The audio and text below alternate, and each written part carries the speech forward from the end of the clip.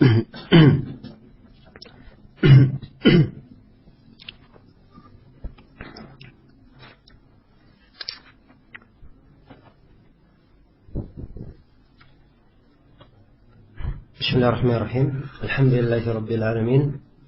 Wassalatu wassalamu ala al-mab'uts rahmatan lil alamin. Nabiyina Muhammad wa ala alihi wa sahbihi wa man tabi'ahum bi ihsanin ila yaumiddin. Amma ba'd.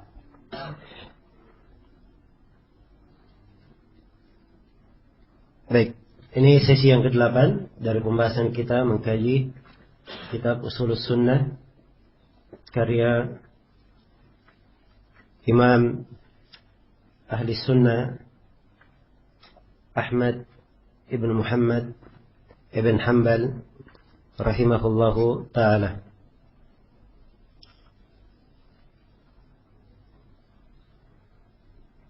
Baik, kita akan memasuki pembahasan keimanan terhadap adabul qabr.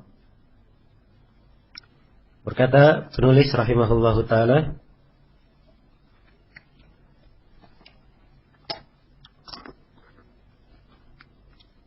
ya, di buku panduan halaman 18 ya.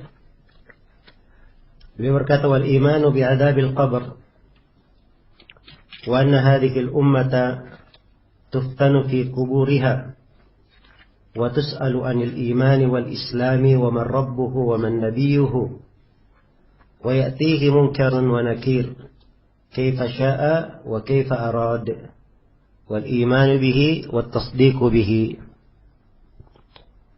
Iya.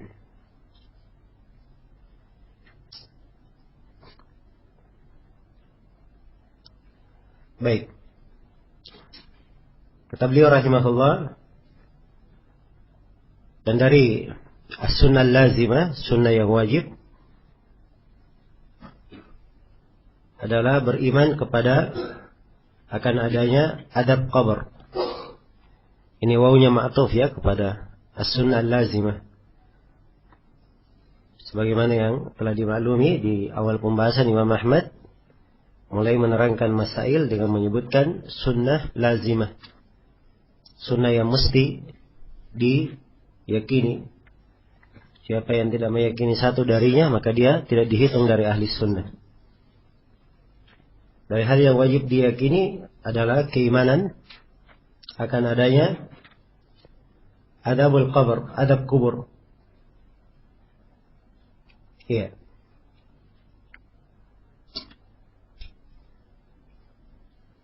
Wa anna hadhihi al-ummata tuftanu fi quburiha. Dan bahwasanya umat Islam ini akan mendapatkan fitnah di kuburnya. Wa tus'al, dan mereka akan ditanya anil iman wal Islam, tentang keimanan, tentang keislaman. Wa man rabbuhu, siapa Rabbnya dan siapa nabinya. Wa ya'tihi munkarun wa nakir, dan akan didatangi oleh dua malaikat munkar dan nakir. Kaifa sya'a wa kaifa arad, sesuai dengan kehendak Allah Subhanahu wa taala dan sesuai dengan keinginan Allah Subhanahu wa ta'ala. Wal imanu bihi wat tasdiqu bih, beriman terhadapnya dan membenarkannya. Ya. Baik, jadi ini poin pembahasan berikutnya, keimanan terhadap adabul qabr. Dan di uraian Imam Ahmad di sini ada sejumlah pembahasan yang perlu saya terangkan berkaitan dengan adabul qabr. Yang pertama, kata al-qabr itu artinya al-makbur, yang dikubur. Ya. Dan ini penggunaan adalah min babit taglid, penggunaan kebanyakan. Sebab kebanyakan umat manusia yang meninggal, kalau meninggal diapain? Dikuburkan. Ya, ini yang berjalan di tengah umat Islam, di kalangan orang-orang Nasara, dan banyak dari penganut agama. Jadi ini penggunaan kebanyakan. Bukan artinya mereka yang dibakar sampai hilang menjadi debu, kemudian dimakan oleh harimau sampai habis seluruh dari badannya, ditelan oleh binatang buas, tidak kena adab kubur, sebab tidak dikubur. Ya. Bukan itu maknanya. Tapi ini penggunaan al-qabr, penggunaan apa?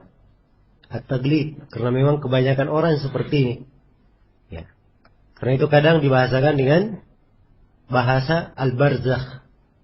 Dan ini lebih umum, sebab kehidupan barzakhiyah itu dialami oleh seluruh apa? Seluruh makhluk. Iya.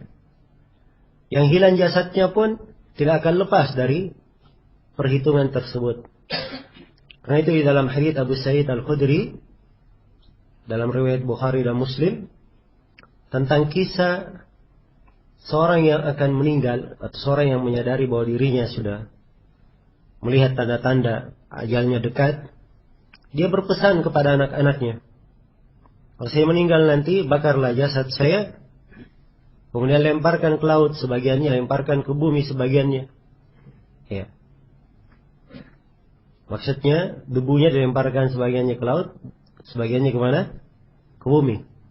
Ya, untuk apa dia lakukan itu? Jangan sampai dia dibangkitkan oleh Allah. Ya. Dia berkata, dikata Allah mampu membangkitkanku, maka pasti aku akan disiksa. Dia takut terhadap apa?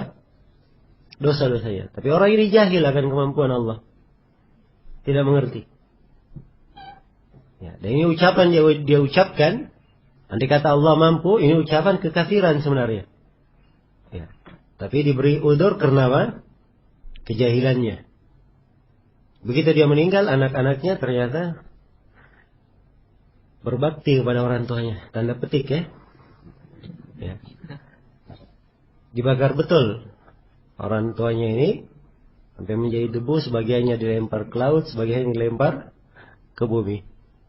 Ya Allah berfirman kepada lautan, kumpulkan apa yang kamu dapat, kepada bumi kumpulkan apa yang kamu dapat. Tiba-tiba berdiri lagi orang itu.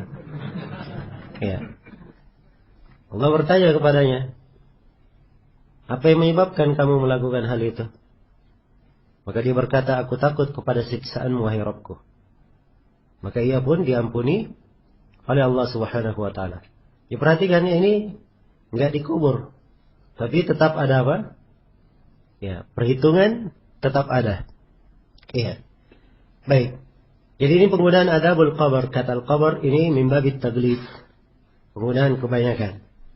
Yang kedua yang perlu saya ingatkan di sini Imam Ahmad hanya menyebut keimanan kepada adab kubur.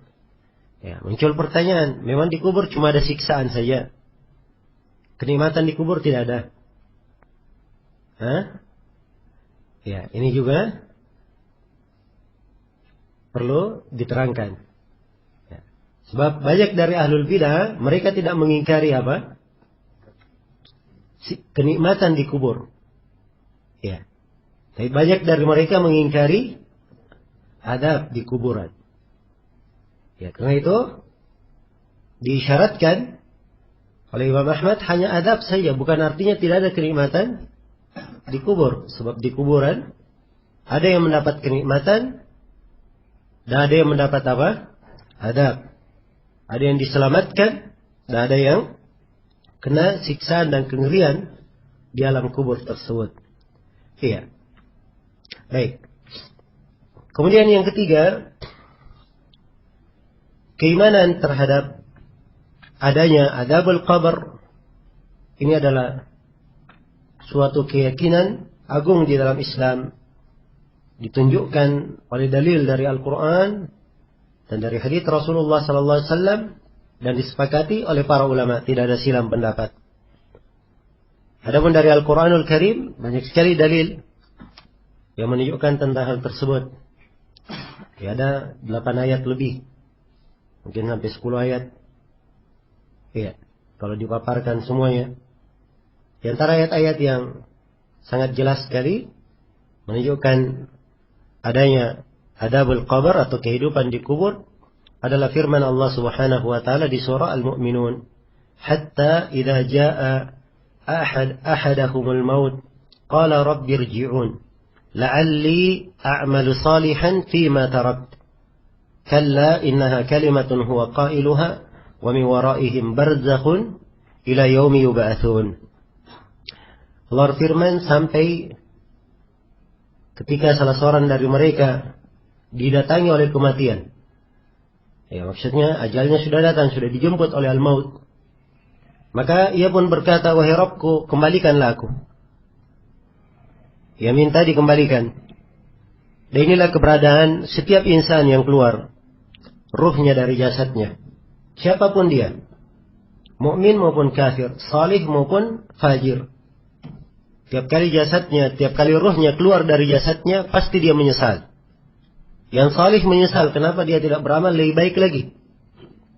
Iya. Kalau yang salih saja menyesal, apalagi?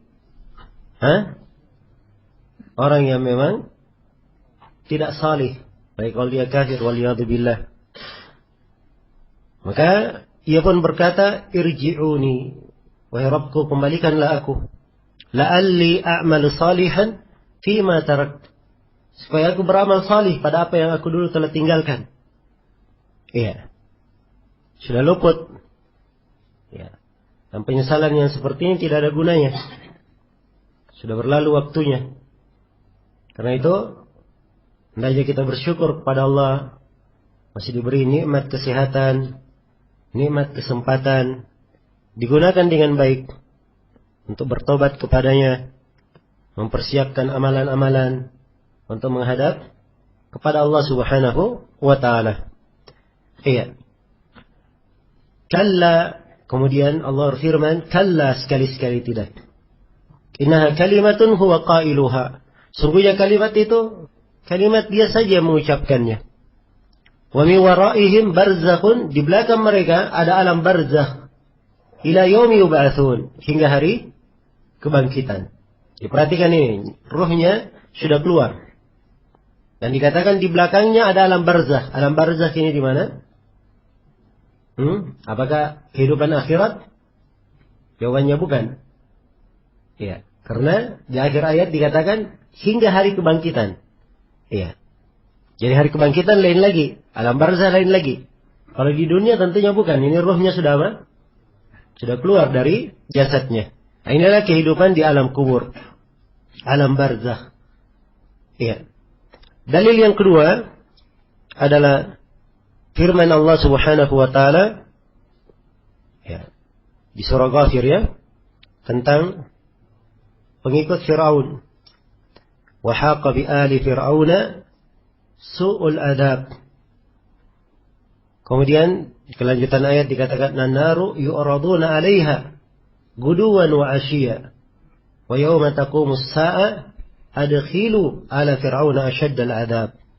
Dan pengikut Firaun ini diliputi oleh siksaan yang sangat jelek, yaitu neraka, ditampakkan kepada mereka pagi dan petang. Iya. Dan pada hari kiamat dikatakan kepada pengikut Firaun, masuklah kalian kepada siksaan yang paling pedih. Perhatikan. Dalam ayat dikatakan ditampakkan kepada mereka neraka. Iya. Pagi dan petang. Di mana ini? Di dunia, jawabannya sudah. Dunia mereka sudah binasa. Di akhirat, akhirat lain lagi. Kalau di akhirat disuruh masuk ke siksaan apa? Lebih pedih. Nah, ini berarti kehidupan di mana? Di alam barzakh. Iya. Baik. Demikian pula di dalam menafsirkan ayat di surah Sajdah, "Walanudziqannahum minal 'adzabil adna dunal 'adzabil akbar." Kami akan membuat mereka merasakan siksaan yang ringan, ya, sebelum merasakan siksaan yang lebih besar. Siksaan yang ringan ini ditafsirkan oleh banyak ahli tafsir sebagai apa? Sebagai kehidupan di alam kubur. Baik. Jadi ini beberapa ayat yang menjelaskan tentang atau menetapkan keimanan terhadap adzabul qabr. Adapun di dalam hadits Rasulullah sallallahu alaihi wasallam. Hal yang menerangkan hal ini sangat banyak sekali. Ya, sangat banyak sekali. Dan hadits-hadits mutawatir menerangkan adanya kehidupan di alam kubur. Iya. Ada kehidupan di alam kubur. Di antaranya Rasulullah sallallahu alaihi wasallam mengabarkan bahwa kubur itu kadang dia raudhatun min riyadil jannah dan kadang dia hufratun min hufarin nar. Kadang dia taman dari taman surga dan kadang dia apa? Dia adalah satu lubang dari lubang api neraka. Jadi ada kenikmatan dan ada apa? Adab di dalamnya. Ya, itu hadis dalam riwayat At-Tirmidzi. Demikian pula di dalam hadis Ibnu Abbas yang diriwayatkan oleh Imam Al-Bukhari dan Imam Muslim tentang kisah Rasulullah melewati 2 kuburan. Ya. Kemudian beliau berkata, innahuma la yu'adzabani. Sungguhnya kedua penghuni kubur ini sedang disiksa. Wa ma yu'adzabani fi kabir. Dan mereka tidak disiksa pada hal yang besar. Iya.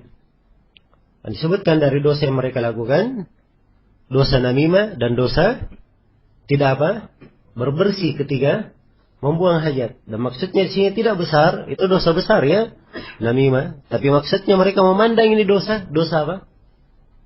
Dosa sepele, tidak besar menurut pandangan mereka. Ya, ini salah satu penafsirannya dari mana? Hadits. Baik. Dan juga di riwayat-riwayat yang masyhur dari hadits Abu Hurairah dan selainnya tentang kisah bagaimana seorang itu ketika keluar ruhnya. Ya. Diceritakan antara seorang mukmin dan fajir. Kalau seorang mukmin didatangi oleh malaikat ya, dengan wajah yang berseri-seri, kemudian dengan bau yang baik, lalu ditariklah ruhnya ya dengan mudahnya, kemudian dia dibawa menghadap kepada Allah Subhanahu wa taala, dibawa ke langit. Itu sampai ke langit, penjaga pintu langit bertanya, ya siapakah ruh yang baik yang kau bawa ini? Maka dikatakan bahwa ini adalah si fulan bin fulan. Maka diizinkan, dibukakan pintu langit. Terus ditanya lagi oleh penjaga langit yang kedua. Ya dijawab dengan jawaban yang sama hingga ia sampai ke Iliyin. Kemudian Allah Subhanahu wa taala perintahkan supaya ruh hambanya dikembalikan ke jasadnya. Maka dikembalikanlah ruh ini masuk lagi ke jasadnya.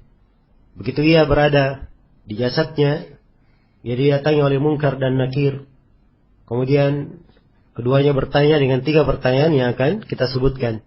Dan dia menjawab dengan sangat mudahnya. Iya. Menjawab dengan jawaban yang dengan sangat mudah dia menjawabnya. Kemudian ia pun diperintah untuk tidur. Ya hingga atau setelah itu disebutkan dilapangkan kuburannya sejauh mata memandang. Ya kemudian akan datang apa? Ya orang yang sangat baik rupanya menemaninya. Ketika ditanya siapakah engkau wahai orang yang sangat baik rupamu?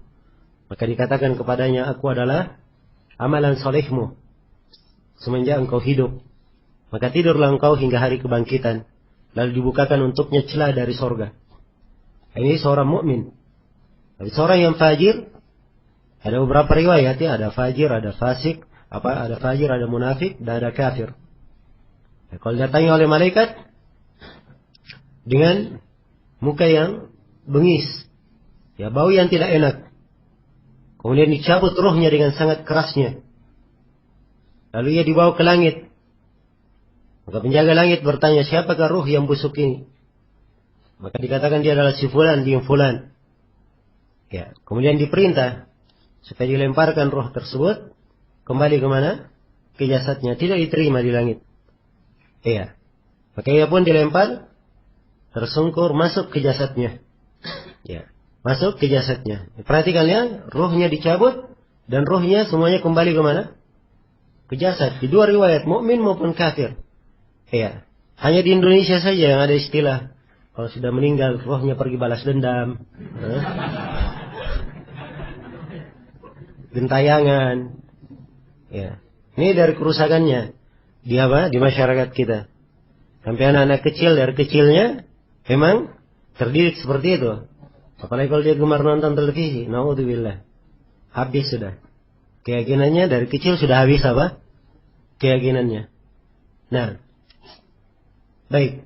Jadi kembali ke jasadnya. Begitu dia sudah masuk ke jasadnya, didatangi oleh Munkar dan Nakir. Ya. Tiap kali dia ditanya, dia hanya berkata, ha la adri, sami'tu an-nasa yaquluna syai'an, faqultuhu. Ha, saya tidak tahu. Saya hanya mendengar manusia berucap sesuatu, saya juga ikut mengucapkannya. Iya. Artinya tidak bermanfaat. Seorang itu ikut-ikutan dalam beragama. Iya. Taklid saja. Ya, kalau ditanya apa dalilnya, oh itu guru saya berkata begitu. Dibacakan ayat yang menyelisihinya, oh yang penting guru saya. Ya. Masa guru saya salah, dia juga alim.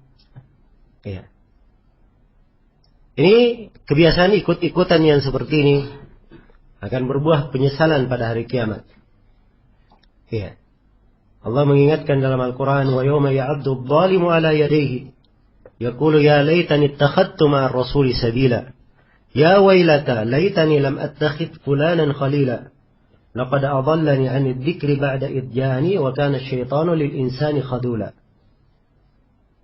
Dan hari kiamat itu adalah hari orang zalim, dia menggigit kedua tangannya. Seorang kalau misal di dunia ini kena musibah, kadang nggak terasa dia gigit jarinya, 1-2 jari. Kenapa? Penyesalannya. Tapi ini 2 tangannya masuk di mulutnya. Saking besarnya apa? Penyesalan dia. Dia berkata, wahai andai kata aku dulu, ya, telah membuat jalan, mengikuti Rasul di jalan itu. Wahai andai kata, wahai betapa celakanya aku. Andai kata dahulu aku di dunia tidak menjadikan si fulan sebagai kekasihku, sebagai kecintaanku, yang dia ikuti, dia panuti. Ya, baru dia menyesal. Nah, karena itu di kehidupan dunia ini, hendaknya seorang hamba, ya, mempelajari agama dengan dalil. Ya, tidak ikut-ikutan.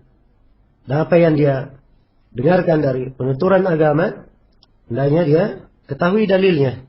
Dan seperti yang saya sebutkan kemarin, yang para ulama kita tidak mengharuskan kita menghafal apa? Menghafal dalil. Tapi paling tidak seorang dalam keyakinan yang dia pelajari pernah dia dengarkan apa? Dia dengarkan dalilnya. Ya, saya pernah melihat sebagian orang ya menulis ya bahwa gurunya berkata, ya kalau dia bertanya ya tentang sebuah amalan, ya dia tanya kepada gurunya, apa dalil amalan tersebut? Ya. Maka gurunya menjawab, kalau amalan yang baik itu dipertanyakan apa dalilnya, kita tidak akan jadi lagi berbuat kebaikan. Ya. Perhatikan ya, bahasa halus kadang dari orang-orang yang menyimpang, ya. Dan ini menyesatkan. Harusnya kalau dia berbuat baik dan itu baik, masa tidak ada dalilnya? Ya, dia tanyakan apa dalilnya. Karena itu alhamdulillah salafiyun itu dituntut dan dididik dengan apa? Dengan mengikuti dalil. Ya, dengan ittiba, mengikuti dalil. Jangan ikut-ikutan kepada siapapun. Seorang kalau dia ikut-ikut kepada seorang, ya, atau dia menampakkan loyalitasnya kepada orang tertentu, itu bukan jaminan dia masuk ke dalam surga. Ya, yang menjamin dia masuk surga adalah apa? Ya, keteguhannya berpegang kepada Al-Quran dan Sunnah Rasulullah SAW serta amalannya sendiri. Ya, serta amalannya sendiri. Nah, dan kita cinta kepada orang-orang salih, kita cinta kepada para ulama kita, ya, kita cinta kepada guru-guru kita. Tapi bukan artinya kita mengikuti mereka tanpa apa? Tanpa dalil. Ya, baik. Kemudian orang yang disiksa di kubur ini, setiap kali dia tidak menjawab, maka dia dipukul dengan mitraqah. Ya, mitraqah ini diartikan apa? Palu, atau gada. Ya. Kata Nabi Sallallahu Alaihi Wasallam, andai kata mitraqah ini dipukulkan ke gunung Uhud, akan hancur gunung Uhud itu berkeping-keping. Iya. Dan tiap kali dia dipukul, dia menjerit, didengar oleh seluruh makhluk. Kecuali apa? Jin dan manusia. Andai kata didengar oleh jin dan manusia, mereka akan tersungkur mati. Ya. Kemudian disempitkan kuburnya.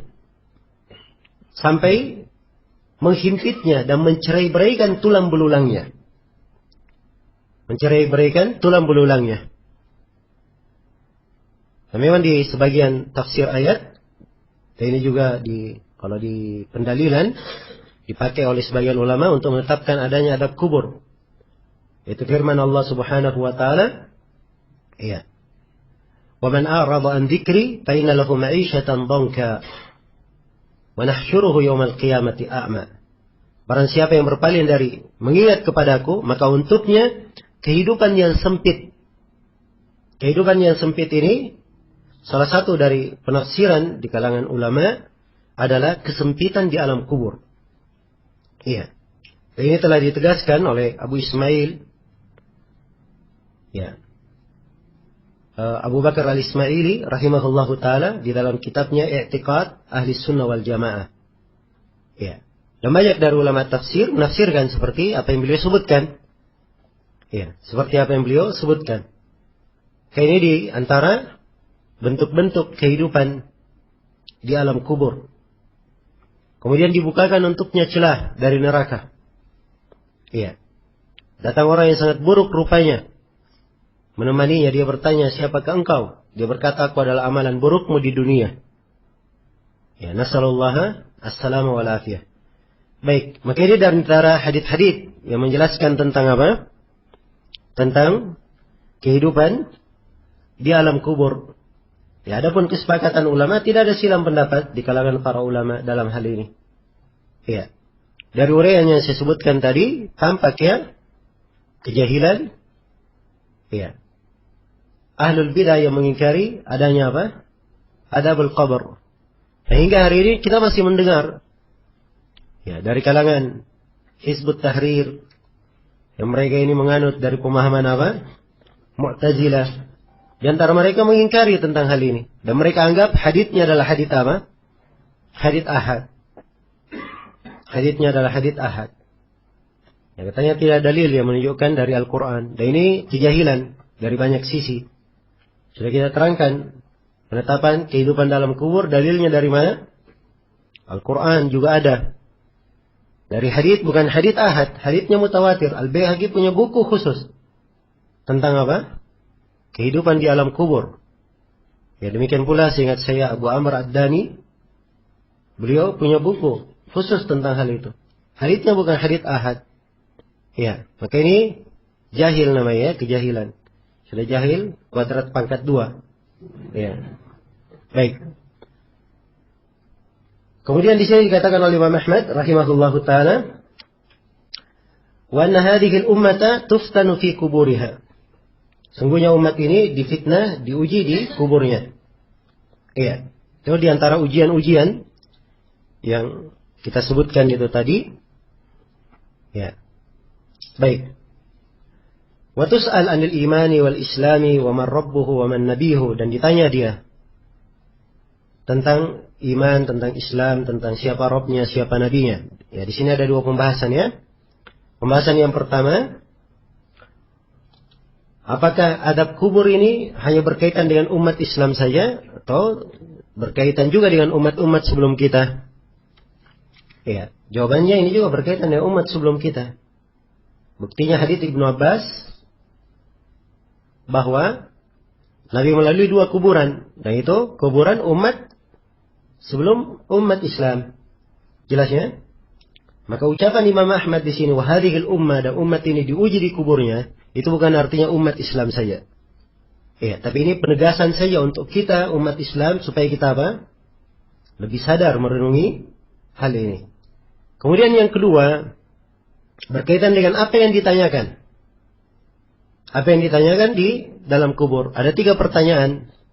Ya, pertanyaan tentang siapa Rabbmu, kemudian siapa nabimu, dan kadang dengan bahasa lain, man hadzal ladzi ursila ilaika, siapa orang ini yang diutus kepadamu?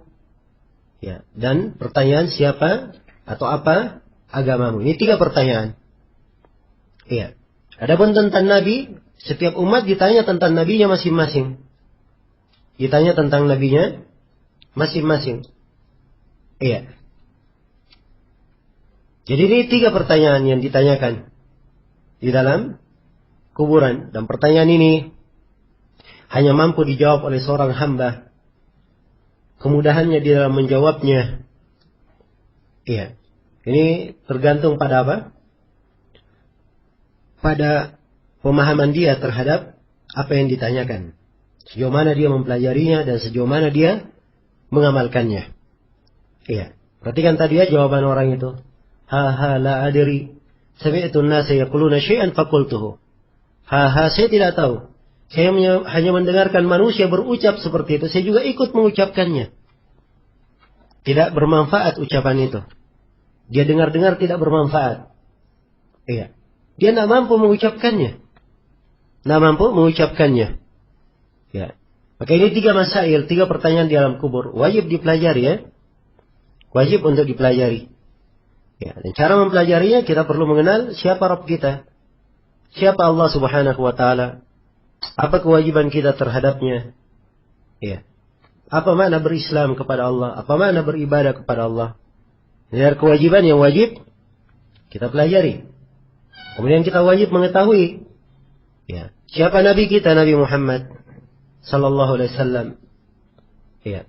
Kemudian apa kewajiban kita terhadap beliau? Apa konsekuensi kita mengucapkan syahadat Nabi Muhammad Rasulullah? Iya.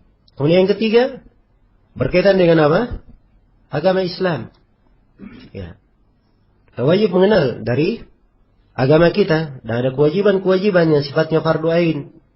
Salat 5 waktu, puasa di bulan Ramadan, ya zakat bagi siapa yang haji, zakat bagi siapa yang mampu, haji bagi siapa yang memiliki kemampuan, ya berbakti kepada orang tua, menyambung silaturahmi, ada kewajiban-kewajiban. Dan seperti ini seorang apabila ingin melaksanakannya dan tidak lengkap kewajibannya, tidak dia lengkap ilmunya, maka dia berdosa di dalam hal tersebut karena dia tidak mempelajari. Maka dia wajib untuk mempelajari kadar yang mengangkat kewajibannya. Dan sekali lagi ini perlu ya penataan pada diri kita, ya. Perlu kita tata. Kita catat apa kewajiban-kewajiban kita. Ya. Catat saja 3 pertanyaan, ya, malaikat yang di alam kubur, ya. Dan silakan tanya diri masing-masing. Ini saya kira-kira bisa jawab apa tidak? Ya. Saya sudah paham mana pertanyaan ini atau tidak? Nah, itu pun bagi siapa yang telah mempelajarinya, ya, hendaknya selalu dia ulangi dan dia ulangi. Ya. Karena seorang yang mengerti akidah, itu akan muncul kekhawatiran di dalam dirinya. Jangan sampai dia tidak menjaga akidahnya, kurang mengulanginya, sehingga jatuh di dalam apa? Perkara yang membahayakan akidahnya. Itulah sifat para nabi dan para rasul. Sifat ahli tauhid. Ya. Karena itu Nabi Ibrahim alaihi salam berdoa kepada Allah, "Wajnubni wa baniya an na'budal asnam." Wahai Rabbku, jauhkanlah saya dan keturunanku dari peribadatan kepada berhala. Beliau imam ahli tauhid. Bersamaan dengan itu, masih memohon kepada Allah supaya dijauhkan beliau dan keturunannya dari apa? Peribadatan kepada berhala. Ya, yang repot, ya kita-kita ini. Ya. Bukan seperti Nabi Ibrahim, bukan pula seperti sahabat Nabi. Sahabat Nabi saya, Nabi berkata, akhafu alaikum asyirkul asgar. Hal yang paling aku khawatirkan terhadap kalian adalah apa? Syirik asgar. Ya. Umat yang terbaik di tengah umat Islam ini, para sahabat. Bersamaan dengan itu, Nabi mengkhawatirkan terhadap mereka. Syirik asgar. Karena itu beliau ingatkan untuk menjaga diri dari hal itu. Ya, tapi kita kadang kita belum mengerti syirik itu apa. Ya, belum kenal bentuk-bentuk syirik itu bagaimana. Ya, kita santai-santai saja. Tidak ada kekhawatiran. Ini adalah hal yang apa? Membahayakan ya. Padahal syirik itu ada bentuk-bentuknya. Jangan sampai sekarang ini kita jatuh atau berbuat kesyirikan. Ya. Jatuh dalam pelanggaran dan kita apa? tidak menyadarinya. Ya, karena itu saya anjurkan kepada seluruh hadirin ya supaya mendalami dua kitab di dalam hal ini. Yang pertama kitab Salasatul Usul karya Syekh Muhammad bin Abdul Wahab untuk supaya dia punya ilmu bagaimana menjawab 3 pertanyaan malaikat di alam kubur. Yang kedua dia perlu mempelajari kitab Tauhid. Ya, supaya dia mengenal rincian tauhid itu bagaimana dan rincian syirik itu bagaimana. Agar supaya dia mengerti tauhid dan sempurna dalam beribadah kepada Allah, dan dia mengerti apa itu kesyirikan, apa hal-hal yang bisa membahayakannya. Iya. Ini tentunya perlu waktu ya. Ya, tapi kalau kita tidak atur, tidak kita tata waktu kita untuk ya, mempersiapkan keselamatan kita di akhirat, kita sendiri yang akan merugi. Dan seperti yang saya singgung kemarin, ya, banyak orang untuk kepentingan dunianya dia rela ya, meluangkan waktu yang banyak, harta yang banyak, dituntut apapun dia keluar duit. Ya. Tapi untuk mempelajari hal yang menentukan surga atau nerakanya, menentukan keselamatannya, karena dia kurang di dalam hal tersebut. Ya. Dan hati-hati jangan sampai kita mengikuti ajakan dari syaitan. Ya, nas'alullah as-salam wal afiyah. Terbuai di dalam nikmat, ya, terbuai di dalam kesempatan, ya, dan penyesalan itu hanya muncul nanti belakangan setelah luput segala sesuatu itu, barulah seorang menyesal, maka ini tentunya tidak akan bermanfaat bagi seorang hamba. Kemudian di sini Imam Ahmad mengatakan wa ya'tihi munkarun wa nakir, dan dia didatangi oleh munkar dan nakir. Munkar dan nakir adalah 2 malaikat yang bertanya di alam kubur. Iya. Munkar dan nakir. Dan disebutkan dalam hadits riwayat At-Tirmidzi malakani azraqani aswadani. Iya, 2 malaikat biru hitam. Iya. Apa artinya ini biru hitam? Ini sebagian ulama ada yang berkata satunya biru, satunya apa? Hitam. Ada yang berkata badannya biru, mukanya hitam. Ala kulli hal di haditsnya disebut seperti itu.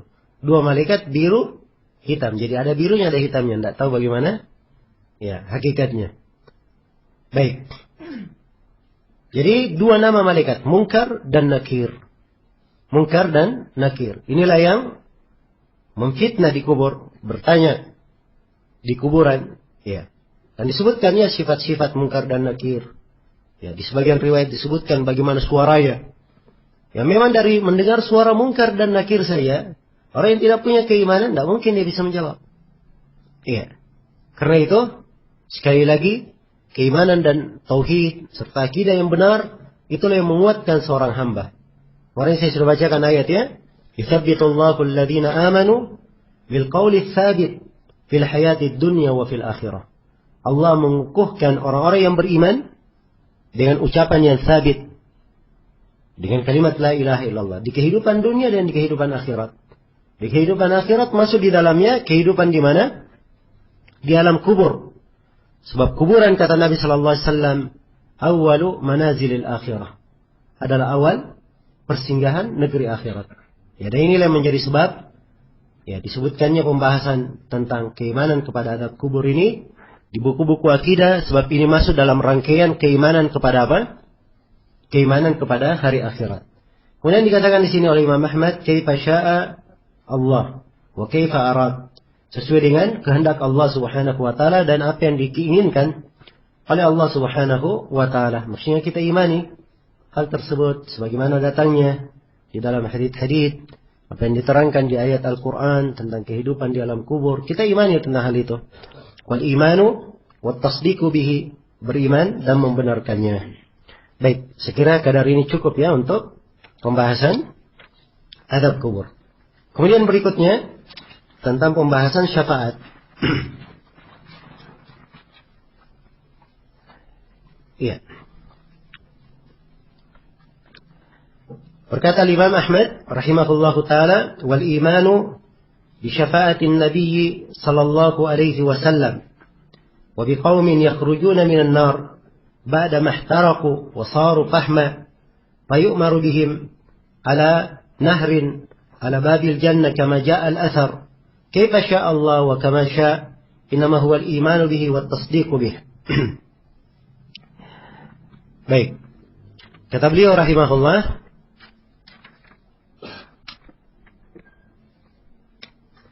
ya. Wal imanu, dan beriman. Ini masih lanjutan dari as-sunnah al-lazimah. Dari sunnah yang wajib untuk diimani. Sebagaimana yang telah kita terangkan. Ya. Di syafaatin Nabi sallallahu alaihi wasallam, mengimani syafaat Nabi sallallahu alaihi wasallam. Nah, ini pembahasan tentang syafaat. Pembahasan tentang syafaat. Nabi memberi syafaat. Wa biqaumin yakhrujuna minan nar, dan juga wajib kita imani ada satu kaum mereka keluar dari api neraka. Ba'da mahtaraku, setelah mereka terbakar. Ya, wasaru fahman, dan mereka sudah menjadi apa? Sudah menjadi arang. Fayu'maru bihim ala nahrin ala babil jannah, kama jaa al-athar. Ya. Lalu diperintah kepada mereka untuk masuk ke sebuah sungai di depan pintu surga. Nah, sebagaimana yang disebutkan dalam hadis, dan banyak hadis ya menjelaskan tentang hal ini. Ya, dan ini yang disebut di dalam hadis riwayat Bukhari dan Muslim sebagai jahannamiyun. Ya, sudah berada dalam neraka jahanam, sudah menjadi paham, lalu dikeluarkan mereka, dilemparkan ke sungai kehidupan. Iya. Kemudian mereka tumbuh lagi. Ya, diperumpamakan oleh Nabi seperti ya, sebutir dari bibit disimpan di pinggir sungai, kalian akan melihat bagaimana dia akan tumbuh dengan sangat cepatnya. Dia akan tumbuh dengan sangat cepatnya. Iya. Maka demikian, ada satu kaum sudah berubah menjadi arang, dikeluarkan dari apa? Dari api neraka. Iya. Kama sya Allah, sesuai dengan kehendak Allah. Wa kaifa sya Allah, sebagaimana yang Allah kehendaki. Ya. Wa kama sya Allah, dan seperti apa yang Allah inginkan. Iya. Kewajiban kita innama huwal iman wa tasdiqu bihi, beriman ya dengan syafaat dan satu kelompok yang keluar dari neraka ini dan membenarkannya. Jadi sini ada dua garis besar pembahasan, yaitu pembahasan tentang syafaat dan pembahasan tentang sekelompok kaum yang keluar dari apa? Api neraka. Ya, dan ini diikutkan memang di dalam pembahasan syafaat satu kaum yang keluar dari api neraka ini, sebab mereka keluar dari api neraka itu salah satu sebabnya dia keluar dari api neraka karena apa? Mendapatkan syafaat. Karena mendapatkan syafaat. Baik, saya akan rinci pembahasan berkaitan dengan masalah syafaat. Yang pertama, syafaat itu tidak hanya khusus untuk Nabi Sallallahu Alaihi Wasallam. Iya. Maka penyandaran Imam Ahmad beriman kepada syafaat Nabi di sini, iya, ini hanya untuk beliau tegaskan wajibnya meyakini akan syafaat, adanya syafaat Nabi. Tapi hakikatnya syafaat itu bukan dari Nabi Muhammad Sallallahu Alaihi Wasallam saja. Iya. Ada syafaat, para nabi dan para rasul memberi syafaat, para malaikat memberi syafaat, orang-orang yang mati syahid memberi syafaat, para syuhada, para siddiqin memberi syafaat, orang-orang salih memberi syafaat, anak memberi syafaat kepada orang tuanya. Iya. Sebagian amalan salihnya memberi syafaat. Sebagian dari amalan salihnya apa? Memberi syafaat. Al-Quran memberi syafaat kepadanya sebagaimana dalam hadis. Ya. Jadi kalimat syafaat kepada Nabi di sini di ucapan Imam Ahmad ini bukan pembatasan. Kemudian yang kedua, syafaat itu apa? Syafaat secara bahasa itu bermakna genap, lawan dari ganjil. Iya. Lawan dari apa? Ganjil. Dikatakan syafaat sebab seorang ini tadinya sendiri, ya. Dia mendapatkan pertolongan dari orang lain. Ya, orang lain ini memohonkan untuknya kepada Allah supaya dia diampuni. Maka keberadaan orang lain ini bersamanya ini menggenapkannya, menguatkannya. Karena itu disebut apa? Disebut sebagai syafaat. Iya. Ini maknanya secara bahasa. Dan makna bahasa ini pengertiannya ada keterkaitan dengan makna secara istilah. Adapun secara istilah syafaat itu adalah at-tawassutu lil ghairi li jalbi manfaatin aw li daf'i madarratin. Syafaat adalah menjadi perantara bagi orang lain untuk mendapatkan sebuah manfaat atau menolak sebuah apa? Sebuah bahaya. Itulah syafaat. Baik. Kalau ingin penggambaran lebih rincinya, saya terangkan bahwa syafaat itu punya 3 sudut. Iya. Yang pertama adalah pemilik syafaat, yaitu siapa? Allah Subhanahu wa taala. Yang kedua adalah pemohon syafaat, inilah yang menjadi perantara. Ia meminta kepada Allah untuk orang yang disyafaati. Dan yang ketiga adalah orang yang disyafaati. Orang yang disyafaati. Ada 3 sudut. Ya, kalau ingin lihat realnya, berada di dalam hadits riwayat Bukhari dan Muslim tentang kisah syafaatul udma, syafaat terbesar. Ya, yang syafaat ini adalah milik Rasulullah SAW. Syafaat yang terbesar maksudnya Nabi memohon kepada Allah untuk makhluk agar supaya hisab dipersegera. Ini yang disebut dengan nama apa? Asy-syafaatul udma. Ya. Disebutkan di dalam kisah syafaatul udma tentang apa keberadaan manusia di padang mahsyar menanti, menunggu. Ya, penantian yang sangat lama ya, seperti yang telah kita terangkan. Sangat mengerikan, matahari dekatkan di atas kepala. Ya, manusia berkeringat sesuai dengan amalannya masing-masing. Ada yang berkeringat sampai menutupi mata kakinya, ada yang berkeringat sampai ke betisnya, ke lututnya, ke pinggangnya, ke dadanya, ke lehernya. Ada yang bahkan keringatnya menenggelamkannya, waliyadzubillah. Ya, bisa dipahami ya, betapa dahsyatnya hari itu. Ya, hari ini saja kalau kita di bawah terik matahari, keringat apapun dia, nggak ada keringatnya sampai ke mata kaki. Hah? Ini keringat ada yang sampai ke mata kaki. Ada yang sampai tenggelam oleh apa? Oleh keringatnya. Nasallallahu al-afiyah. Iya. Dan di antara manusia ada yang dituduhi di bawah tuduhan arsy Allah Subhanahu wa ta'ala. Iya. Maka di kejadian pada mahsyar ini seluruh manusia dari awal hingga akhirnya dikumpulkan. Ya, dari awal hingga akhirnya dikumpulkan. Mereka dikumpulkan dalam keadaan tidak berpakaian, belum dikhitan, dan tidak beralas kaki. Tidak beralas kaki. Iya. Sebagian sahabat bertanya, Rasulullah, kalau begitu saling melihat. Maka Nabi SAW menjawab, Al-amru asyaddu min dalik. Perkara pada hari itu lebih dahsyat daripada itu. Tidak ada kesempatan saling lihat-melihat. Saking dahsyatnya hari tersebut. Tidak ada lagi anak yang ingat kepada ibunya, kepada ayahnya, kepada saudaranya, kawan ingat kepada kawannya, suami ingat kepada istrinya. Ya, tidak ada lagi yang ingat itu. Semuanya memikirkan apa? Dirinya sendiri. Ya. Karena lamanya penantian di padang mahsyar ini, manusia pun mendatangi para nabi. Mereka mendatangi para nabi. Ya. Mula-mula mereka mendatangi Nabi Adam sebagai ya, ayah manusia, nabi yang pertama. Ya. Maka Nabi Adam alaihissalam menyebutkan bahwa Allah telah murka pada hari ini, kemurkaan yang Allah tidak murka semisal itu sebelumnya dan tidak akan murka seperti itu setelahnya. Ya, dan Nabi Adam menyebutkan dosanya yang pernah dia perbuat. Padahal dosa Nabi Adam itu sudah diampuni. Ya. Bersamaan dengan itu, dia masih mengkhawatirkannya pada hari tersebut. Maka dia berkata, nafsi, nafsi, diriku, diriku. Pergilah kalian kepada Nabi Nuh. Maka manusia pun mendatangi Nabi Nuh. Nabi Nuh juga menjawab dengan jawaban yang sama. Ya.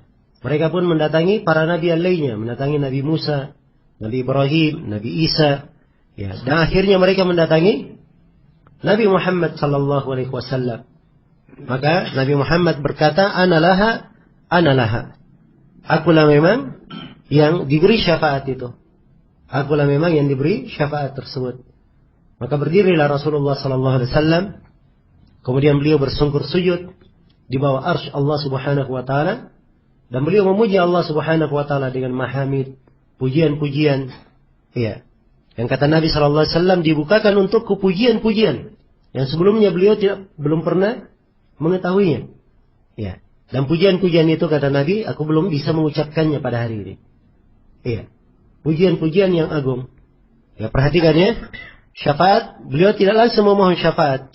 Ya, tapi mula-mula Nabi Shallallahu Alaihi Wasallam memuji Allah, ya, beribadah kepadanya, ya, memohon keridhaannya.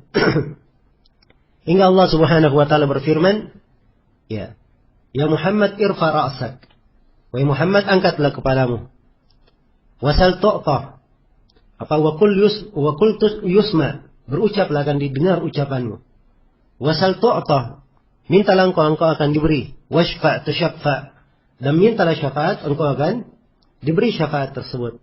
Maka Nabi Muhammad pun sallallahu alaihi wasallam memohon kepada Allah supaya hisab dipersegera. Ya, maka setelah Nabi Muhammad memohon, itulah kejadian seterusnya. Wa ja'a rabbuka wal malaku saffan saffa, datanglah Rabbmu dan para malaikat bersaf-saf. Ini mulai hisab, didatangkan neraka jahanam. Ya, kemudian dihisablah hamba-hamba tersebut. Diputuskan siapa yang di sorga dan siapa di mana yang di neraka. Baik. Jadi tampak dari sini apa yang disebut dengan syafaat, bahwa pemilik syafaat itu adalah siapa? Allah Subhanahu Wa Taala. Yang disyafaati di kisah tadi adalah siapa? Yang disyafaati adalah makhluk, ya, seluruh makhluk. Iya. Dia yang memohon syafaat untuk mereka kepada Allah adalah siapa? Nabi Muhammad Sallallahu Alaihi Wasallam. Jelas, ya? Jadi ini tiga sudut berkaitan dengan syafaat. Ya, karena itu harus dipahami. Walaupun dia minta syafaat kepada Nabi, Nabi itu bukan pemilik syafaat. Pemilik syafaat adalah siapa? Adalah Allah Subhanahu Wa Taala. Baik. Jadi ini yang dimaksud dengan syafaat. Iya. Kemudian dari hal yang perlu saya terangkan juga bahwa syafaat itu beraneka ragam. Iya. Syafaat itu beraneka ragam. Tentunya yang paling didahulukan di pembahasan syafaat memang Nabi Sallallahu Alaihi Wasallam. Iya. Adalah Nabi Sallallahu Alaihi Wasallam. Karena itu kita akan sebutkan ada 8 bentuk syafaat Nabi Sallallahu Alaihi Wasallam. Ada syafaat yang khusus bagi beliau, dan ada syafaat ya bersyirikat antara beliau dan para nabi, para malaikat, mereka juga dan selainnya, ya, mereka juga memberi syafaat di dalamnya. Syafaat yang pertama yang khusus bagi Nabi adalah syafaatul udma yang kita sebutkan tadi. Syafaatul udma. Iya. Syafaat yang kedua yang khusus bagi Nabi adalah syafaat untuk penduduk surga masuk ke dalam surga. Iya. Sebab pintu surga itu tidak akan dibuka hingga Nabi Muhammad sallallahu alaihi wasallam ya memohon agar meminta supaya pintu surga dibuka. Ya, karena itu manusia sudah berada di depan pintu surga. Ya. Tidak dibukakan untuk mereka hingga datang Nabi Muhammad, beliau mengetuk pintu surga. Ketika ditanyakan, "Siapakah engkau?" Maka beliau menjawab, menyebut dengan namanya. Maka penjaga pintu surga berkata, "Terhadap engkau lah aku diperintah untuk membukanya." Iya. Maka dibukalah pintu surga tersebut. Ini khusus bagi Nabi sallallahu alaihi wasallam. Iya. Syafaat yang ketiga khusus juga bagi beliau. Ya, tidak diberikan kepada selainnya adalah syafaat Nabi untuk pamannya Abu Talib. Iya. Di mana Abu Talib ini diharusnya di dalam neraka di lapisan yang paling bawah. Abu Talib ini. Tapi dengan syafaat Nabi sallallahu alaihi wasallam ia menjadi makhluk yang paling ringan siksaannya di neraka. Ya, tetap kekal di dalam neraka, tapi makhluk paling apa? Paling ringan siksaannya. Ya, apa siksaannya? 2 terompa, 2 sendal yang dipanaskan. Belum lagi kaki masuk, ya, menginjak sendal ini, kepalanya sudah mendidih. Kepalanya sudah mendidih. Ini naudzubillah siksaan yang apa? Paling ringan di dalam neraka. Yang ringannya saja luar biasa kehancurannya. Bagaimana pula yang lainnya? Nasallallahu assalamu wal afiyah. Semoga Allah Subhanahu wa taala menjaga kita semua dari api neraka. Ya. Maka ini siapa? Abu Talib diberi syafaat oleh Nabi sallallahu alaihi wasallam. Ya, dan ini syafaat yang ketiga khusus untuk Nabi. Syafaat yang keempat sebagiannya mengatakan khusus bagi Nabi. Ya, tapi ini silang pendapat ya di kalangan ulama. Dan sebagian ulama menguatkan bahwa ini tidak khusus bagi Nabi, yaitu syafaat untuk sekelompok dari umat. Mereka masuk dalam surga tanpa hisab dan tanpa apa? Tanpa adab. Iya. Sebab telah syahid dalam hadits Ibnu Abbas, riwayat Bukhari dan Muslim, ketika ditampakkan umat-umat itu kepada Nabi sallallahu alaihi wasallam, ketika ditampakkan umat beliau, ya, diberi kabar gembira kepada Nabi. Ya, wa fihim atau wa ma'ahum 70,000 yadkhuluna al-jannata bighairi hisabin wala adab. Bersama mereka ada 70.000 orang masuk surga tanpa hisab dan tanpa apa? Dan tanpa adab. Iya. Masuk surga tanpa hisab dan tanpa adab. Baik. Ini 70.000 orang. Ketika mendengarkan hadits tersebut, ya, Ukasha bin Mihsan radhiyallahu anhu, ya, berdiri lalu berkata kepada Nabi sallallahu alaihi wasallam, ya memohon, ya. Dia berkata, wahai Rasulullah, ya, ud'u Allah an akuna minhum. Berdoalah kepada Allah agar supaya aku diikutkan, digolongkan dari mereka. Maka Nabi sallallahu alaihi wasallam bersabda, anta minhum.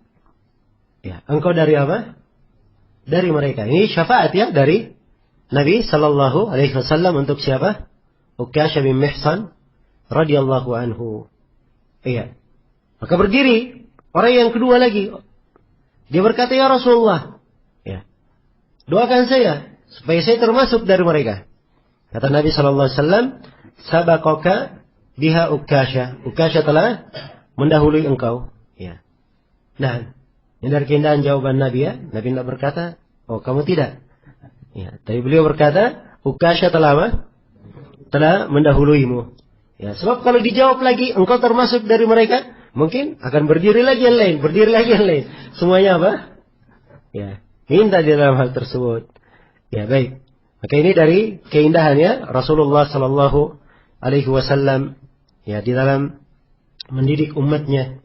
Ya, dan terdapat di dalam hadis yang saya bacakan tadi, ya, penegasan bahwa ada dari umat ini 70.000 orang yang masuk surga tanpa hisab dan tanpa adab. Iya.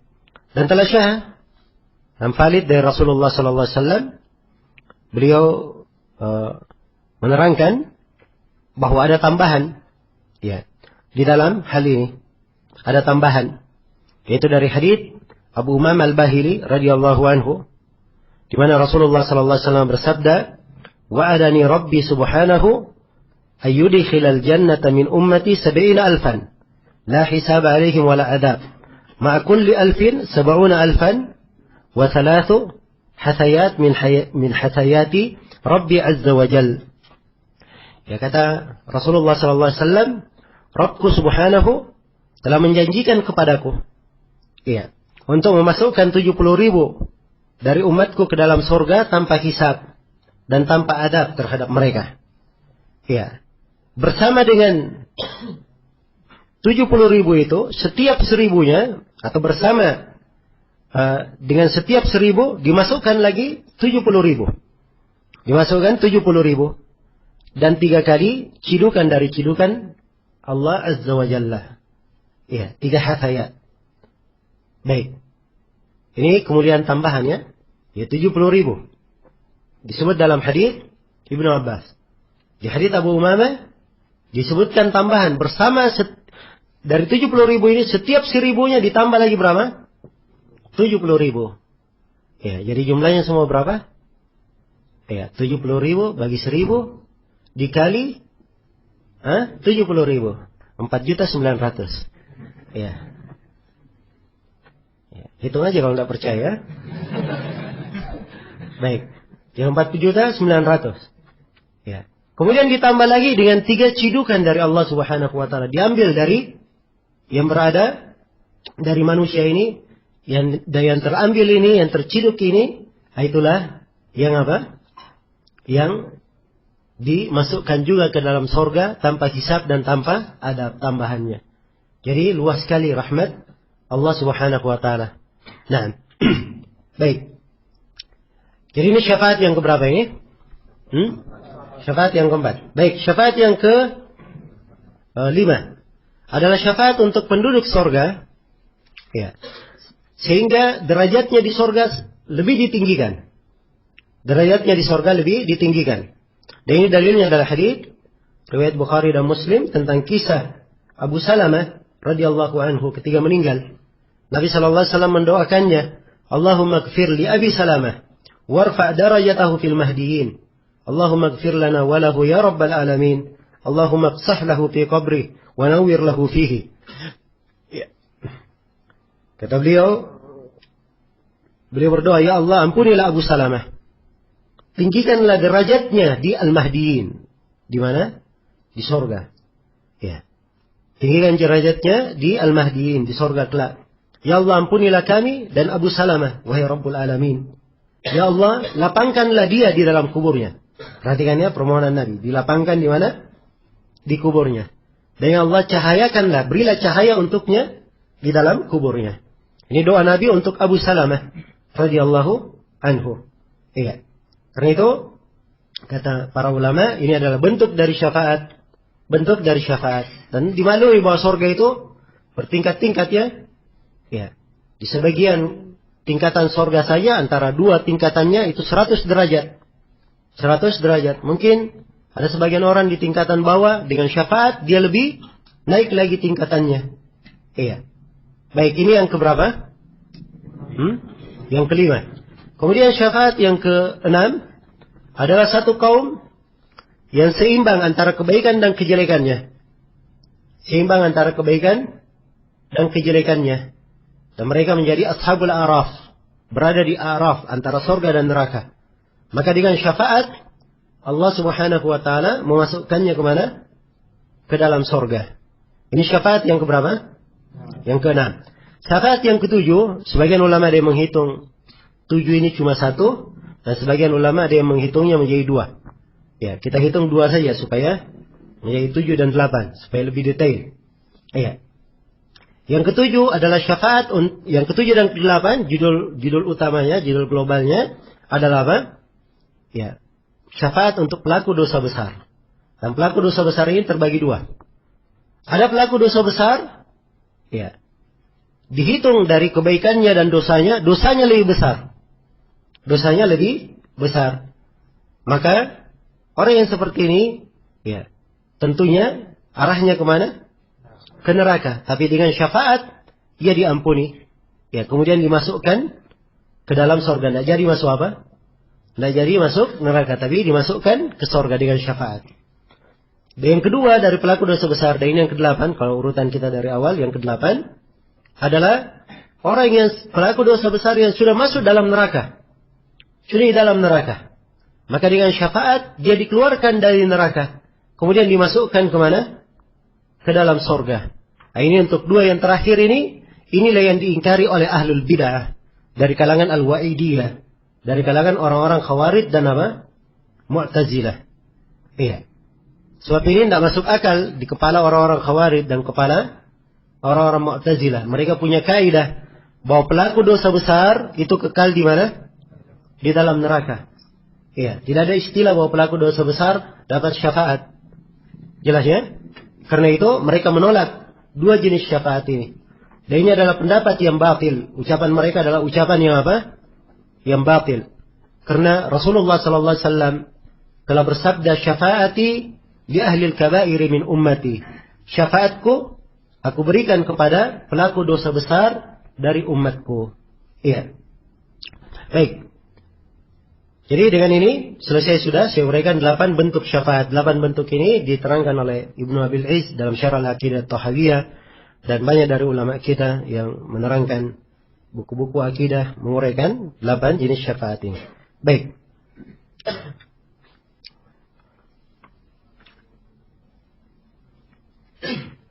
Ya. Tadi di pembahasan adab kubur itu sebenarnya ada pembahasan lain ya yang saya belum masukkan. Waktunya agak membatasi kita ya. Ada sebab-sebab yang menyebabkan seorang itu diselamatkan dari siksaan kubur. Ya. Baik. Tapi kita sekarang sudah berpindah di pembahasan syafaat. Selesai sudah ya? Pembahasan syafaat ini dengan 8 pembagiannya. Iya, dengan 8 pembagiannya. Kemudian perlu diketahui bahwa syafaat itu yang disebutkan di dalam Al-Quran. Syafaat terbagi 2 penyebutannya di dalam Al-Quran. Ada syafaat mamtiyah dan ada syafaat apa? Musbatah. Ada syafaat yang dinafikan. Dan ada syafaat yang ditetapkan. Ada syafaat dikatakan tidak ada syafaat baginya. Ya. Wa ma lana min syafi'in, kami tidak memiliki apa?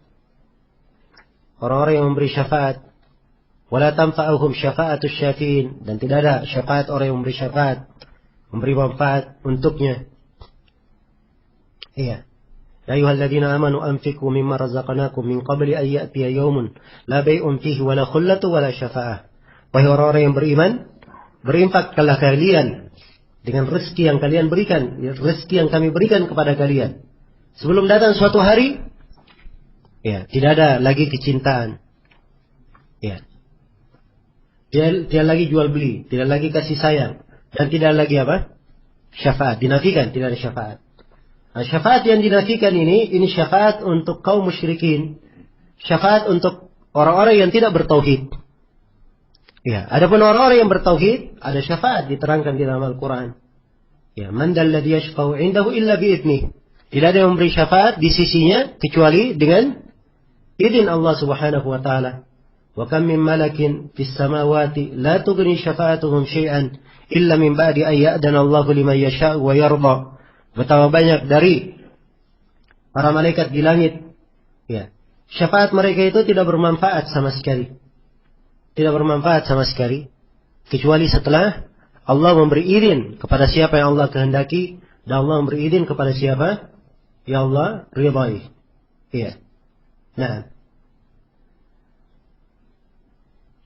Dan banyak lagi ya dalil-dalil ya di dalam Al-Quran tentang syafaat musbatah. Dan syafaat yang ditetapkan ini itu hanya untuk ahli tauhid. Karena itu Abu Hurairah bertanya kepada Rasulullah sallallahu alaihi wasallam, "Ya Rasulullah, man as'adun nasi bi syafa'atika yaumal qiyamah?" Siapakah manusia yang paling berbahagia mendapatkan syafaatmu pada hari kiamat? Maka Nabi sallallahu alaihi wasallam berkata, "Man qala la ilaha illallah khalisan min qalbihi." Siapa yang berucap la ilaha illallah ikhlas dari hatinya. Dalam sebuah riwayat min nafsihi. Ikhlas dari apa? Dari dirinya. Ya. Jadi disyaratkan tauhid. Karena itu orang yang berhak mendapatkan syafaat, ya, ada beberapa syarat padanya. Yang pertama, orang yang disyafaati ini dia adalah orang yang bertauhid, orang yang diridhai oleh Allah. Ya, kemudian yang kedua, syarat yang kedua, Allah izinkan untuk si pemohon syafaat memberi syafaat kepadanya. Harus ada izin dari Allah Subhanahu wa taala. Ya, karena itu jangan berharap ya kaum musyrikin yang berbuat kesyirikan, ya, dia datang ke kuburan, minta ke kuburan Nabi, mendatangi kuburan orang-orang salih, jangan berharap dapat syafaat. Ya, sebab ini dari hal yang dibenci oleh Allah Subhanahu wa taala, tidak diridhai, wala yarda li ibadihi al-kufr. Allah tidak ridha kekafiran untuk hamba-hambanya. Ya. Itu adalah dosa yang terbesar. Karena itu jangan berharap ada syafaat bermanfaat baginya. Baik. Kemudian di sini Imam Ahmad menyinggung tentang kaum yang keluar dari neraka. Kata beliau, wa qaumun yakhrujuna minan nari ba'da mahtaraku wa saru fahman. Ya, satu kaum yang keluar dari neraka setelah mereka terbakar sudah menjadi hangus, sudah menjadi arang. Nah, ini wajib kita imani ya. Ya, dan hadits-hadits tentang hal ini ada masyhur di dalam riwayat Bukhari dan Muslim. Dan di dalam hadits riwayat Bukhari dan Muslim, jadi ceritakan tentang orang yang paling pertama, orang yang paling terakhir apa? Keluar dari api neraka. Ya, paling terakhir keluar dari api neraka. Ya, sudah sangat lama sekali di neraka. Ya, kemudian dia memohon kepada Allah, meminta dengan sungguh-sungguh, ya, supaya dikeluarkan dari api neraka. Ya Allah, keluarkanlah aku dari neraka. Aku tidak meminta kecuali ini saja. Jauhkan wajahku dari api neraka. Ya, maka Allah berfirman kepadanya, wahai anak Adam, barangkali kalau kamu aku beri, kamu akan minta yang lainnya. Ya. Dia berkata, tidak wahai Rabbku. Saya bersumpah, dia sumpah dengan sumpah-sumpah yang berat. Ya. Agar supaya dikabulkan permohonannya dan dia hanya memohon itu saja, tidak meminta yang lainnya, maka dijauhkanlah wayahnya dari api neraka, dikeluarkan dia dari neraka. Tidak masuk ke surga, antara surga dan neraka. Ya. Lama dia berdiri, dia lihat surga kejauhan. Ya. Tidak tahan, akhirnya berdoa lagi. Ya Allah, dekatkanlah aku ke surga. Ya. Aku tidak meminta kecuali itu. Ya. Maka Allah berfirman, Ma agdarak ya bna Adam. Betapa pengkhianatnya kamu, wahai anak Adam. Ya. Bukankah kamu telah bersumpah? Maka terus dia memohon, tidak memohon kecuali itu saja. Maka dikabulkan oleh Allah, didekatkan ke surga. Begitu dia melihat keindahan surga, ya, dia tidak lain lagi. Akhirnya dia memohon kepada Allah Subhanahu wa Ta'ala. Baik, itu hadits panjangnya di dalam As-Sahihain. Ya, banyak sekali manfaat keimanan berkaitan dengan sifat, berkaitan dengan lainnya. Jelas orang ini dimasukkan ke surga. Ya, dia diperintah oleh Allah supaya berangan-angan apa yang dia inginkan. Terus dia berangan-angan apa yang dia inginkan, berangan-angan apa yang dia inginkan. Ya. Kemudian Allah berfirman, ya, terus ayo berangan-angan lagi. Dia berangan-angan sampai habis sudah angan-angannya. Tidak ada lagi yang bisa dia hayalkan, dia angan-angankan. Ya, maka Allah berfirman, saya berikan untuk engkau, aku berikan untukmu, ya, 10 kali dari apa yang kau minta. Ini orang yang paling apa? Terakhir masuk surga. Baik. Jadi ini menunjukkan bahwa ada kaum yang keluar dari neraka masuk ke mana? Ke dalam surga. Dan inilah pelaku dosa besar. Dan ini yang diingkari oleh ahli bidah. Ya. Dan inilah sebabnya kenapa Imam Ahmad mengkhususkan pembahasan ini di sini. Baik, selesai sudah ya pembahasan tentang syafaat. Kemudian pembahasan berikutnya, ya, berkata penulis rahimahullah, wal imanu bi anna al-masiha ad-dajjal kharijun wa maktubun baina ainaihi kaf fa ra. Ya. Nah, kafir ya kalau dibaca. Sebab ada dua riwayat memang dalam haditsnya. Ya, tertulis kaf fa ra dan ada sebagian riwayat tertulis kafir. Tertulis kafir. Nah. Baik. Wala hadithul lati ja'at fihi wal imanu bi anna dhalika kain. Wa anna Isa ibn Maryam yanzilu fayaqtulahu bi Babilud. Ya. Ini dua pembahasan ya di sini tentang yang pertama, ya garis pokok pembahasan di sini pertama tentang apa? Ya, keimanan akan keluarnya apa? Dajjal. Yang kedua, keimanan bahwa Nabi Isa akan turun dan apa? Membunuh Dajjalin. Ya, berkata Imam Ahmad, wal imanu dan juga beriman, annal Masih ad-Dajjal bahwa al-Masih ad-Dajjal akan keluar. Ya, dikatakan al-Masih ad-Dajjal sebab apa? Ad-Dajjal ini dia diberi kemampuan oleh Allah bisa menghidupkan, bisa mematikan. Iya, bisa menghidupkan, bisa apa? Matikan. Jadi disebut al-Masih. Nah, ad-Dajjal. Dia akan keluar. Nah, hadits-hadits tentang akan keluarnya Dajjal ini adalah hadits yang mutawatir. Ada dalam riwayat Bukhari dan Muslim. Iya, hadits-haditsnya. Dan penetapan tentang adanya Dajjal, berlindung dari fitnahnya. Ini adalah hal yang dimaklumi di dalam hadits-hadits yang sahih. Ya, kita sendiri dalam salat diperintah untuk berlindung dari apa? Dari 4 perkara. Kata Nabi sallallahu alaihi wasallam, "Idza tashahhada ahadukum falyasta'id billahi min 4." Apabila salah seorang telah membaca tasyahhud, hendaknya dia berlindung kepada Allah dari 4 perkara. Allahumma inni a'udzubika min adzabi jahannam wa min adzabil qabr wa min fitnatil mahya wal mamati wa min syarri fitnatil masiihid dajjal. Ya Allah, aku berlindung kepadamu dari siksa neraka jahannam, dari azab kubur, dari fitnah kehidupan dan kematian, serta fitnah al-Masihid Dajjal. Ya. Ini perintah ya di dalam hadis. Walaupun jumhur berpendapat membaca doa ini hukumnya sunnah. Ya. Syekh Al-Albani beliau kuatkan hukumnya wajib. Ya, dan ini saya anggap pendapat lebih kuat ya, sebab tidak dalil yang memalingkannya dari hukum wajib. Karena hadisnya memberi makna apa? Perintah. Baik, berlindung dari 4 hal. Salah satunya dari Al-Masihid Dajjal. Ya. Ini dibaca oleh setiap muslim di dalam salatnya. Nah, dia berlindung dari Ad-Dajjal ini. Baik. Dan Dajjal adalah sosok yang hakiki. Tidak seperti yang disangka oleh sebagian dari ahlul bidah mengatakan bahwa Dajjal itu dari mana bahasa artinya pendusta. Adapun sosoknya tidak ada yang dikatakan Dajjal.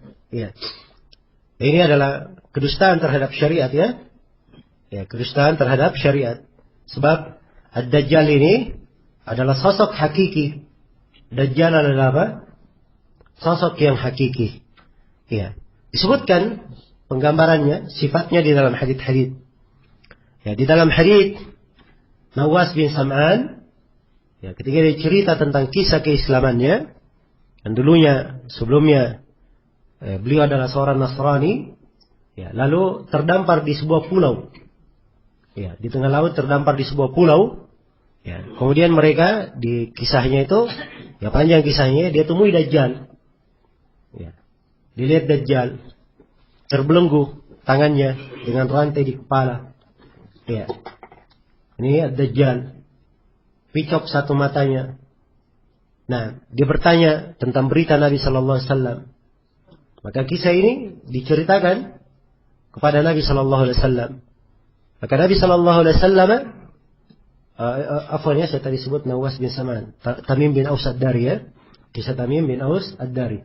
Memang ada hadits lain berkaitan dengan Dajjal dari riwayat An-Nawas bin Sam'an, tapi itu hadits lain. Baik, maka Tamim bin Aus Ad-Dari ini ya menceritakan kepada Nabi, dan Nabi pun menceritakan kisah tersebut kepada para sahabat, karena sebelumnya Nabi telah menceritakannya kepada para sahabat. Ya. Jelas ya? Baik, ini tentunya akan semakin menambah keimanan para sahabat Rasulullah Sallallahu Alaihi Wasallam. Maka Dajjal ini sosok hakiki. Dia nanti akan keluar. Ya, nanti akan keluar. Dan dia ketika keluar hanya 40 hari saja di atas muka bumi. Ketika keluarnya. Satu hari yang pertamanya lamanya seperti 1 tahun. Lamanya seperti 1 tahun. Jadi jam ini 24 jam ya. Ya, 12 berputar 2 kali dalam sehari. Ya, dalam setahun 360 berapa hari setahun? 365 ya. Ya, kali 2. Ya. Jamnya berputar 12, matahari baru terbenam. Ya. Baru terbenam. Jadi selama setahun, ya. 1 hari atau 1 hari panjangnya seperti apa? Seperti setahun. Karena itu di akhir hadits sahabat bertanya, "Ya Rasulullah, bagaimana salatnya?" Ya. Maka Nabi berkata, "Faqduru lahu qadrah." Ya. Kira-kira sesuai dengan kadarnya, diperkirakan. Ya, dan ini subhanallah, sabda Nabi ini berlaku pada sebagian tempat yang tidak pernah muncul apa? Matahari. Ya. Baik. Jadi hari yang pertama seperti setahun, hari yang kedua seperti sebulan. Enggaknya, hari yang ketiga seperti sepekan. Nah, hari-hari seterusnya seperti hari-hari biasa kita. Ya, ini 40 hari keberadaan Dajjal. Semua tempat bisa dia masuki, kecuali Mekah dan Madinah. Ya, dia hanya berada di pinggiran kotanya saja, tidak bisa masuk. Karena ada malaikat-malaikat yang menjaga 2 kota ini dengan pedang terhunus. Ya, Dajjal tidak bisa mendekat. Dia hanya menghentakkan kakinya, maka keluarlah kaum munafikin dari 2 kota ini. Ya, dan dia diikuti, yang paling banyak mengikutinya adalah orang-orang Yahudi dari Asbahan. Orang-orang Yahudi dari Asbahan. Nah, yang mengikuti Dajjal. Baik. Maka begitu Dajjal keluar, ya, Dajjal ketika keluar membuat fitnah yang sangat besar di tengah manusia. Ya, dia mampu menghidupkan, mematikan, dia punya sorga, punya neraka. Ya. Dia suruh seorang beriman, kalau tidak mau beriman, dimasukkan ke nerakanya. Tidak mau dia beriman, dimasukkan ke mana? Ke sorganya. Tapi Nabi kabarkan bahwa nerakanya sebenarnya itu adalah apa? Sorga, kesejukan di dalamnya. Ya, dan sorganya itu adalah apa? Neraka. Ya. Dan dikisahkan di dalam hadits riwayat Bukhari dan Muslim dari hadits Abu Sa'id tentang seorang mukmin yang diajak oleh Dajjal masuk Islam, masuk mengikutinya. Maka mukmin ini berkata, "Engkaulah Dajjal." yang Nabi SAW ceritakan kepada kami tentang engkau. Iya. Maka Dajjal berkata, ya, atau Dajjal pun membunuh orang tersebut, membelahnya menjadi dua. Kemudian berjalan, ya dia berjalan antara dua belahan badan orang ini, mukmin ini. Kemudian Dajjal berkata, hidup kembali orang tersebut. Ya. Kata Dajjal, tidakkah kamu beriman kepadaku? Aku telah menghidupkanmu, mematikanmu dan menghidupkanmu.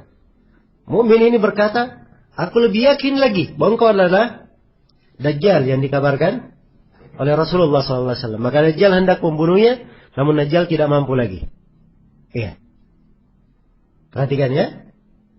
Ya. Dan terlihat di kepala, antara kepala Dajjal yang disebut oleh Imam Ahmad di sini tertulis kafara, kafir. Bisa dibaca oleh setiap mukmin. Setiap mukmin bisa membacanya. Nah, karena itu kita diperintah untuk berdoa dari kejelekan Ad-Dajjal ini, dan kita diajarkan doa ya bagi siapa yang membaca, menghafal 10 ayat pertama dari surah Al-Kahfi, maka dia akan terjaga dari apa? Dari fitnah Ad-Dajjal. Nah, kemudian kata beliau, wala hadithul lati ja'at fihi wal imanu bi anna dzalika kain. Hadits-hadits yang datang tentang hal itu dan mengimani bahwa seluruh hal tersebut ya akan terjadi. Wa anna Isa ibn Maryam yanzil fayaqtulahu bi Babilud. Ini pembahasan berikutnya ya, tentang Nabi Isa, turunnya Nabi Isa. Iya, turunnya Nabi Isa alaihi salam. Iya.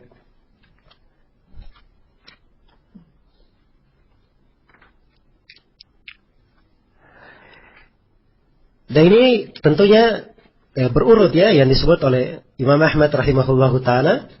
Ya, sebab memang yang pertama terjadi adalah apa? Adalah keluarnya Dajjal. Ya. Dan di hari ke-40-nya Nabi Isa alaihi salam yang membunuhnya. Dibunuh di pintu apa? Al-Lut. Ya. Dan telah syahid di dalam Sahih Muslim, ada hadits-hadits sahih di sini, bahwa Nabi Isa alaihi salam itu turun dalam keadaan beliau bersandar berpegang pada dua pundak malaikat. Ya. Kemudian beliau turun di menara timur di kota Dimashq. Ya, lalu kaum muslimin beliau mengarah kepada kaum muslimin, kemudian beliau membunuh siapa? Ad-Dajjal, membunuh Ad-Dajjal. Nah, ini tentang turunnya Nabi Isa alaihi salam dari hadits-hadits yang sahih. Ya, di dalam Al-Quran ada isyarat tentang turunnya, tapi tidak tegas. Di dalam hadits riwayat Bukhari dan Muslim juga, ya, dalam hadits riwayat Bukhari dan Muslim itu ditegaskan turunnya Nabi Isa alaihi salam. Demikian pula dalam riwayat-riwayat yang lainnya. Ya, nanti yang diragukan di kalangan ahli sunnah tentang Nabi Isa alaihi salam akan turun di mana? Di akhir zaman. Dan ketika beliau turun sebagai umat Nabi Muhammad sallallahu alaihi wasallam. Iya. Beliau turun bukan sebagai nabi. Sebab kalau dia sebagai nabi, berarti kita wajib untuk apa? Mengikuti Nabi Isa, dan berarti bukan Nabi Muhammad, nabi yang apa? Nabi yang terakhir. Ya, karena itu ada teka-teki di kalangan ulama. Ya, ada dari umat Islam lebih afdal daripada Abu Bakar dan Umar. Ya, jawabannya siapa? Nabi Isa alaihi salam. Jelas ya? Ya, sebab umumnya di pembahasan sahabat, orang kenalnya sahabat yang paling afdal siapa? Abu Bakar, kemudian Umar. Nah, ada yang lebih afdal darinya, yaitu Nabi Isa alaihi salam. Maksudnya ketika Nabi Isa turun nanti di akhir zaman. Baik. Ketika Nabi Isa alaihi salam ya turun, ya beliau menjadi umat Nabi Muhammad, dan beliau salat di belakang Imam Mahdi. Ya, di belakang Imam Mahdi. Dan Imam Mahdi adalah dari keturunan Nabi Muhammad sallallahu alaihi wasallam. Nama beliau dan nama ayahnya sama dengan nama Nabi Muhammad dan nama ayah beliau. Imam Mahdi namanya juga Muhammad bin Abdullah. Ya, Muhammad bin Abdullah. Baik. Imam Mahdi ini adalah imam kaum muslimin. Ya, dan disebutkan ya kejadian fase berikutnya keluar Ya'juj dan Ma'juj. Ya. Dan seterusnya dari kejadian-kejadian yang berkaitan dengan tanda-tanda hari kiamat. Baik. Selesai sudah ya pembahasan tentang hal ini. Ya wallahu ta'ala, waktunya sudah habis sebenarnya, tapi tidak apa-apa, kita jawab sedikit pertanyaannya.